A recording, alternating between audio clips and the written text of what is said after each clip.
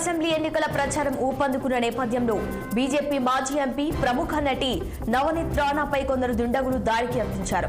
యువ స్వాభిమాన్ పార్టీ అభ్యర్థి రమేష్ బండిలే ప్రచారంలో భాగంగా బహిరంగ సభ నిర్వహించారు. ఈ క్రమంలో ఆయనకు మద్దతుగా ప్రచారానికి నవనీత్ రాణా వచ్చారు.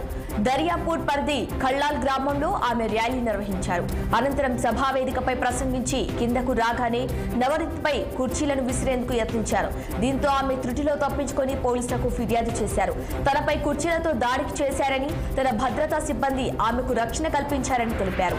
దాడికి యత్నించిన నిందితులను అరెస్టు చేయాలని పోలీసులను కోరారు నవనీత్ రాణా. రాణా ఫిర్యాదుపై స్పందించిన పోలీసులు గుర్తు తెలియని వ్యక్తులపై కేసు నమోదు చేసి గ్రామంలో బలగాలను మోహరించారు.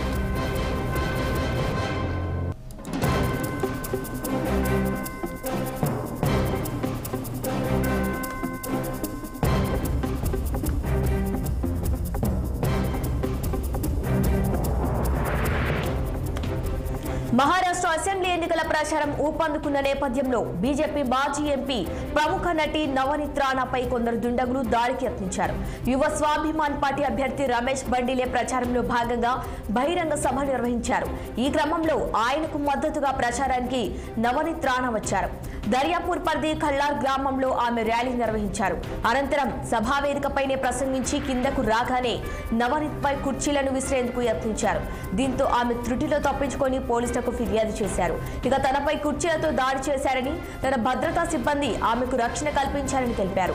దాడికి యత్నించిన నిందితులను అరెస్టు చేయాలని పోలీసులను కోరారు నవనీత్ రాణా.